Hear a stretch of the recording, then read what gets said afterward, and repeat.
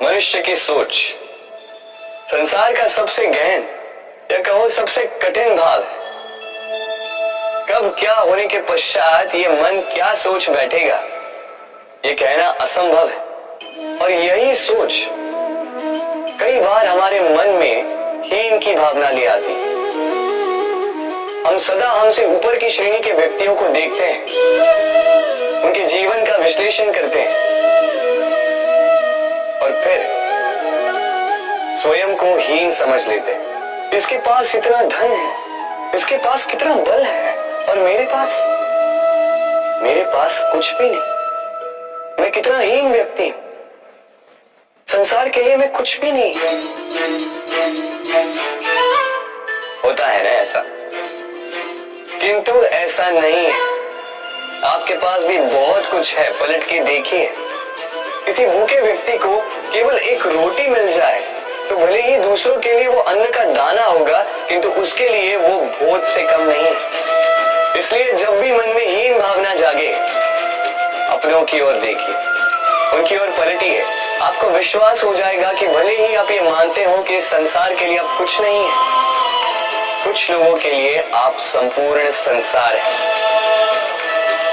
तो जो आपका संसार है उसमें प्रसन्न रहना सीखिए।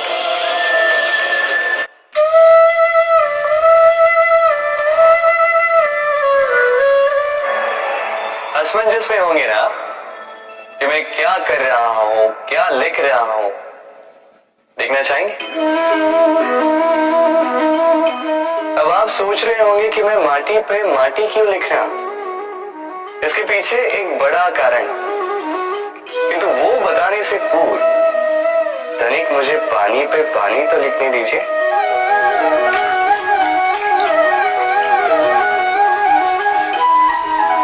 क्या हुआ? जो मैंने लिखा वो दिखाई क्यों नहीं दे रहा?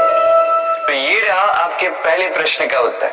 माटी पर माटी लिखना कितना सरल है, उतना ही कठिन है पानी पर पानी लिखना। संबंध भी कुछ इसी प्रकार होते हैं। बनाते समय माटी पर लिखने जितने सरल और निभाते समय पानी पर लिखने जितने कठिन। अब प्रश्न ये उठता है कि पानी पे लिखा कैसे जाए।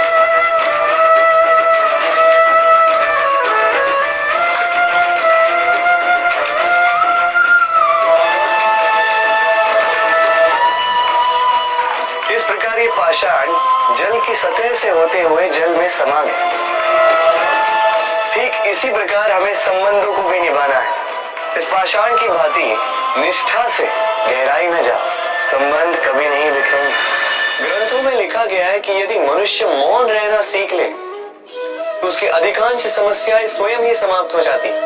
और सत्य में मौन में बड़ी शक्ति होती है, बड़ा बल होता है, किंतु वो बल किस काम का जो समय आने पर आपके काम ही ना आए। क्या सदा मौन रहना उचित है? नहीं। इतिहास साक्षी है। संसार में अधिक विपदाएं इसलिए आई क्योंकि समय पड़ने पर मनुष्य उसका विरोध नहीं कर पाता, मौन रहे। यदि मौन रहना शस्त्र है तो उसका सही समय पर उपयोग करना भी आवश्यक है। यदि अकारण मौन रहोगे तो बुरे तत्व उसे सहमति समझ लेते, फिर धीरे धीरे वो आपका स्वभाव बन जाता है, आपका अभ्यास हो जाता है, और फिर आपका व्यक्तित्व एक साधारण से पाषाण के भांति बन जाता है। अपनी वाणी का आवश्यकता पड़ने पर सदुपयोग कीजिए। वाणी को कब वश में रखना है और कब मौन नहीं रहना है, इससे भी अधिक महत्वपूर्ण है ये समझना कि उसे कब तोड़ना है। जीवन में हम कई लोगों से मिलते हैं। आप भी ऐसे कई लोगों से मिले होंगे जिन्होंने स्वयं को असफल मान लिया, निराश हो चुके, जिन्होंने ये स्वीकार कर लिया है कि इस जीवन में उनसे कोई कार्य हो ही नहीं पाएगा, वो कुछ कर ही नहीं सकते, किसी कार्य के वो योग्य ही नहीं। किंतु ऐसा नहीं, इस संसार में ऐसा कुछ भी नहीं है जो योग्य नहीं है। कोई ऐसा अक्षर नहीं है जो किसी मंत्र का भाग ना, कोई ऐसी जड़ी बूटी नहीं है जो औषधि ना, कोई ऐसा विष नहीं है जो समय आने पर अमृत न बन जाए। और इसी प्रकार कोई व्यक्ति अयोग्य नहीं होता, उसे अयोग्य बनाती है उसकी सोच।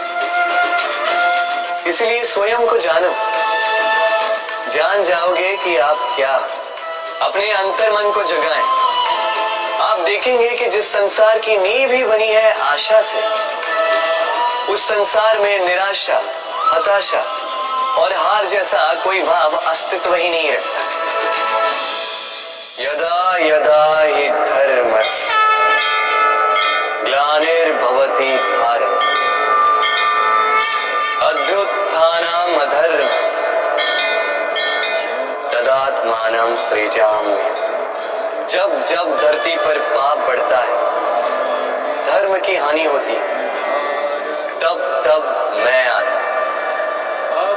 ये तो आप सब जानते हैं, किंतु क्या आपने कभी सोचा है कि क्यों मैं इस धरा का जीव बनकर ही अवतरित होता, क्यों मैं मनुष्य के रूप में आपके बीच में रहता?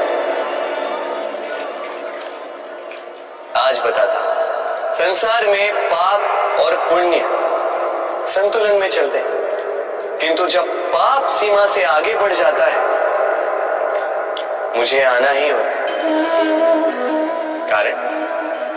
कारण ये है कि आप मुझे भुला देते।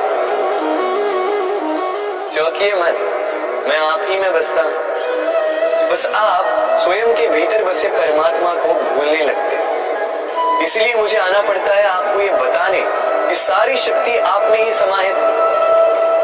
पर आप क्या करते हैं? मेरा सम्मान, मुझे पूछते, मुझसे शक्ति मांगने लगते, भांति भांति की इच्छाएं मेरे सामने रखते।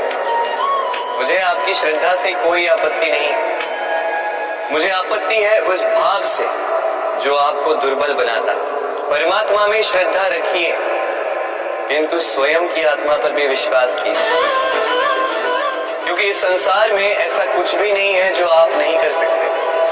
हर नर में नारायण बसते हैं और हर नारी में लक्ष्मी। तो पहचानिए अपने भीतर के नारायण और बदल दीजिए इस समय के चक्र। मुझे प्रसन्नता होगी कि मेरे अवतार लेने का वास्तविक प्रयोजन आपको समझ आए। तो शंका त्याग कर शंकर बन जाइए, अन्यथा कंकड़ के समान रहना हो। कभी आपने सोचा इस संसार में हम सबसे अधिक किससे जुड़े? अब कोई कहेगा माता पिता, कोई कहेगा मित्र, कोई कहेगा पत्नी, तो कोई कहेगा संतान। नहीं, यदि इस संसार में हम किसी से जुड़े हैं तो वो है समय। समय ही हमारा भूत है, समय ही हमारा वर्तमान है और समय ही हमारा भविष्य।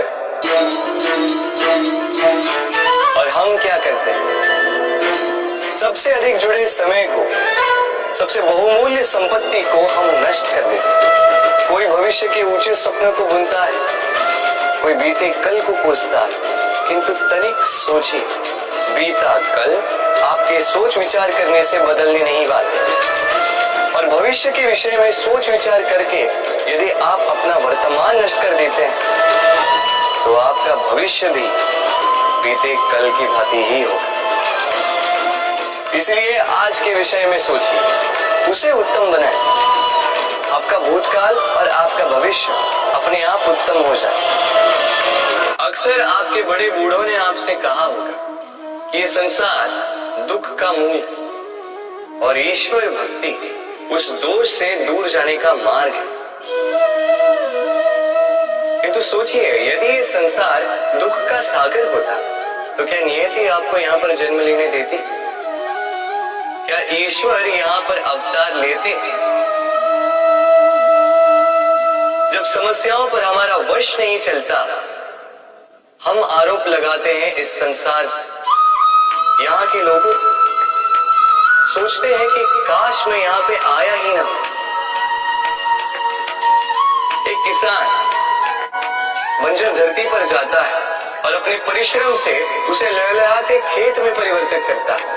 एक दर्जी सोचते हैं कि काश मैं यहाँ पे आया ही ना। एक किसान बंजर धरती पर जाता है और अपने परिश्रम से उसे लहलहाते खेत में परिवर्तित करता है। एक दर्जी जिसके पास एक सामान्य सा वस्त्र आता है, अपने परिश्रम से उसे एक सुंदर वेश में परिवर्तित कर देता है। आप भी परिश्रम कीजिए। ये महत्वपूर्ण नहीं है कि आप किस संसार में आए, ये महत्वपूर्ण नहीं है कि आप यहाँ कैसे आए।